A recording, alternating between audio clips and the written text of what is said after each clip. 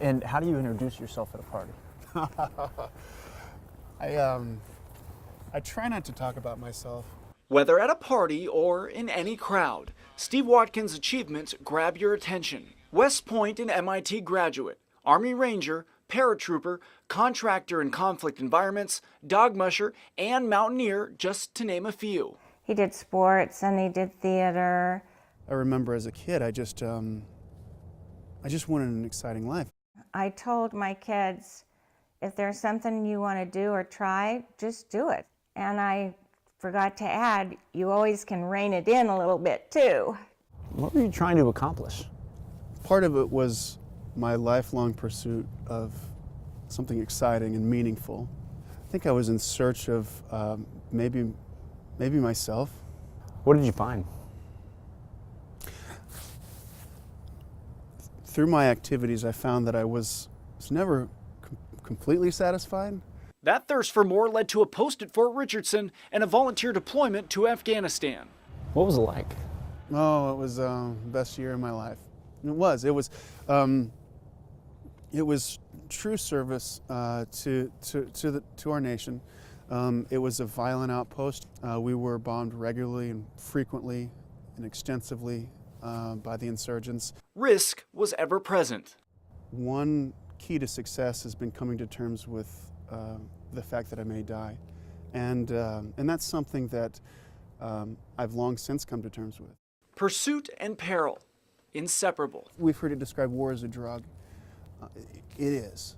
Watkins' career includes a decade of leadership in conflict environments, taking on the role of contractor after retiring from the Army. Work that's led him to Iraq, Afghanistan, Kazakhstan, Tajikistan, and Central Asia. You need to take risk to feel alive, feel normal, feel happy. I'm trying to not need to take risk to feel alive. I'm trying to scale back into normalcy. It's not easy because it is so intoxicating. But that's one of my challenges. It's a very personal and very private challenge. As is his ongoing recovery from severe injuries sustained in Afghanistan in 2013. Just not really ready to talk through that one yet.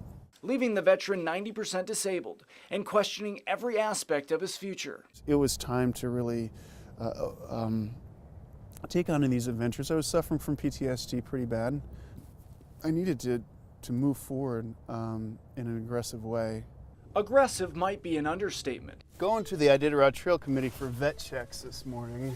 Watkins decided after surgery he would become the first person to complete the Iditarod and summit Mount Everest in the same year, no matter his lack of experience at either. Well, the Iditarod is a great combination, all things that I enjoy. It's a historic physical challenge. It's the Arctic environment, dogs. I love it. An extreme physical challenge, but also a chance for healing.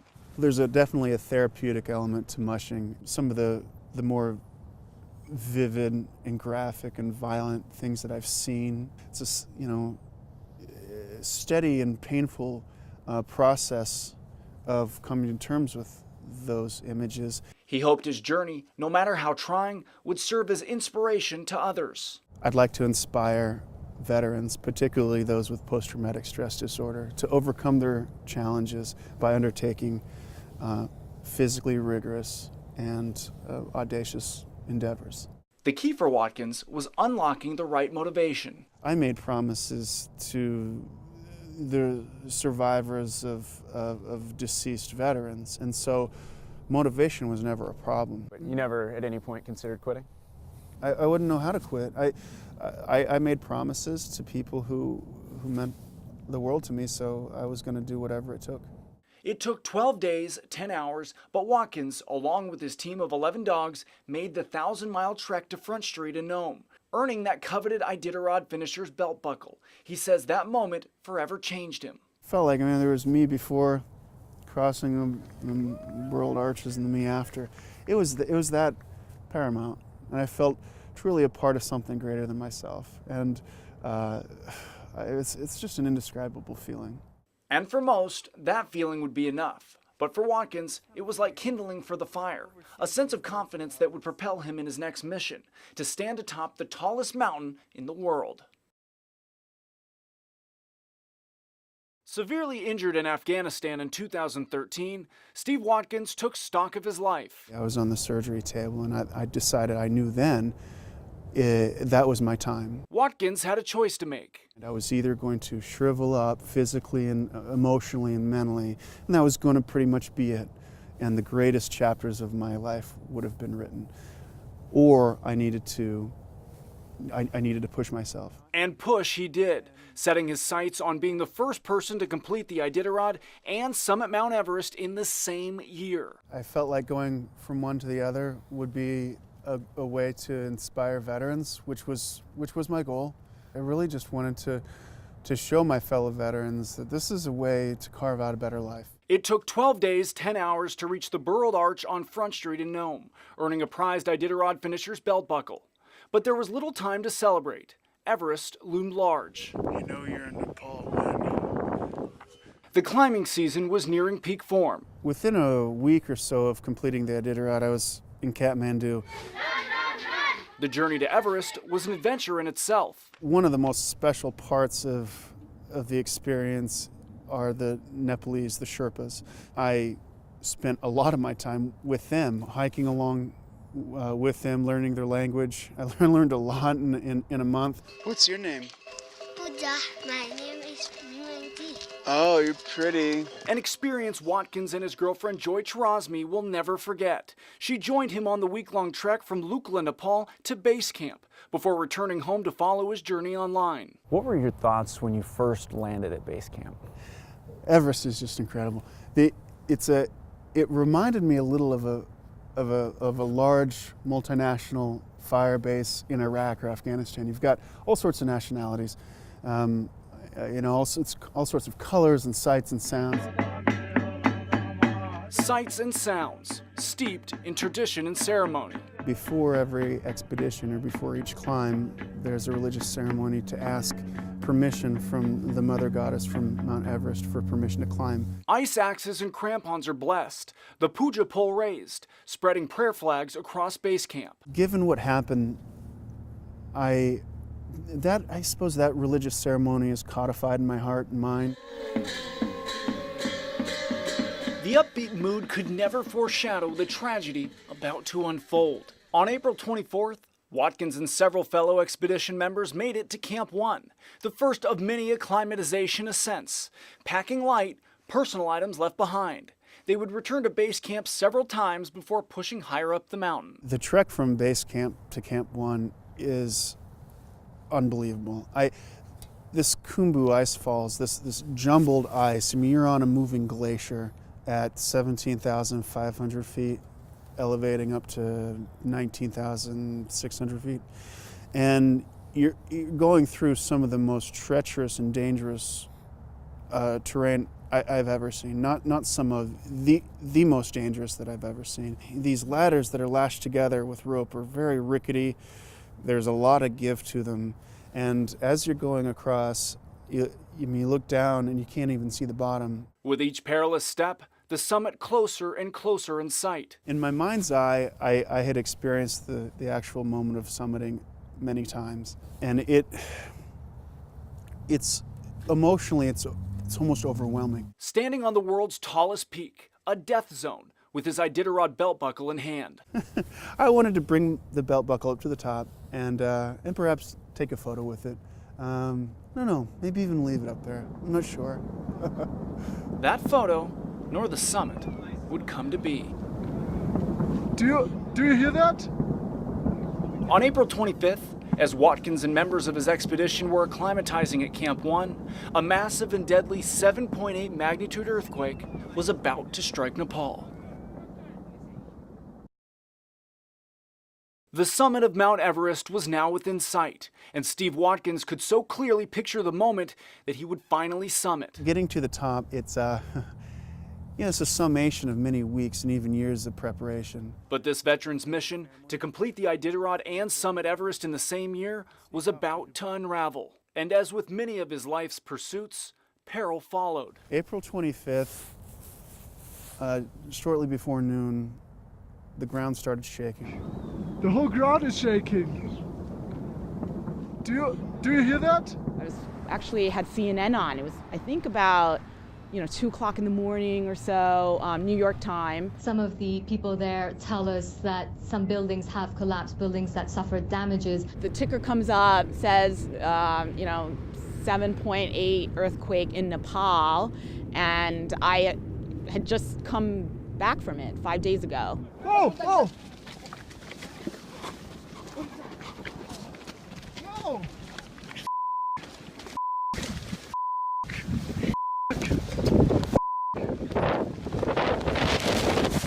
That avalanche now barreling towards Watkins and his fellow climbers. My fellow climber, Villa, who is one of the greatest female climbers in the world, she yelled avalanche. And we look up, and it was a small avalanche coming down from the top of the world. And then it starts to build up volume and speed, and you can start hearing it. And it just almost kind of slowly became shocking. Watkins called upon his decade of experience surviving in war zones, but this was an unfamiliar enemy. I'm looking for something to get behind, something. There's nothing. It became, in my mind and heart, just obvious that this would likely be the last moment in my life.